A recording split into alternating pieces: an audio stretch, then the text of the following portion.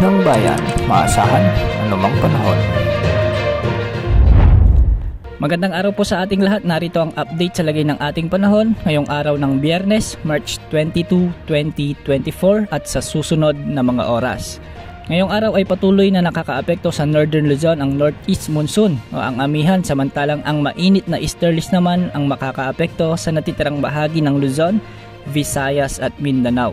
Ngayong araw ay asahan ang maulap hanggang sa may mga kalat-kalat na pag-ulan sa bahagi ng Cagayan Valley, Apayao, Kalinga, Mountain Province, Ifugao, Aurora at Northern Quezon. Posible ang mga biglaang pagbaha at pagguho ng lupa sa mga nasabing lugar.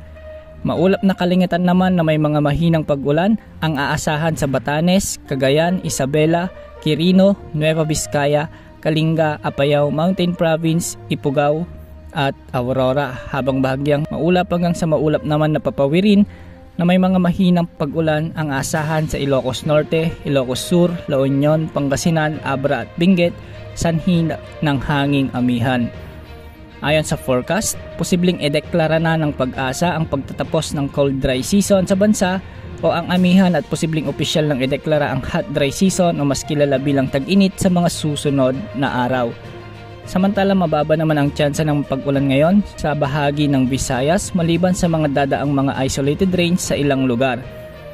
Sa Mindanao may mga inasang pag-ulan naman sa bahagi ng Caraga, Davao Oriental at Davao de Oro dahil naman sa easterlies. At sa Metro Manila, mababa naman ang tsansa ng pag-ulan maliban sa mga isolated rains dulot ng easterlies.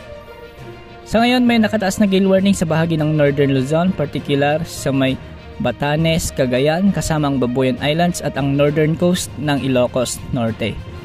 Posible namang pumalo sa 41 degrees Celsius ang pinakamataas na heat index ngayong araw sa may Cotabato City.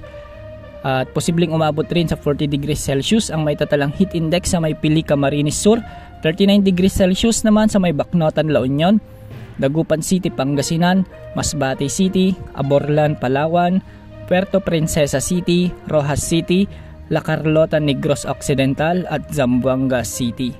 Base naman sa latest wind map ng mga ginagamit nating models, wala pa ring inaasahang mabubuong sama ng panahon na posibleng makaapekto sa bansa sa susunod na 3 hanggang 5 araw, maliban na lamang sa kumpol ng kaulapan na namamataan natin sa silangan ng Mindanao.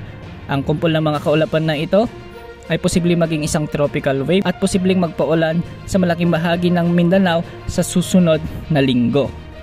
Yan ang latest update sa lagay ng ating panahon. Ito po ang weather update ng bayan.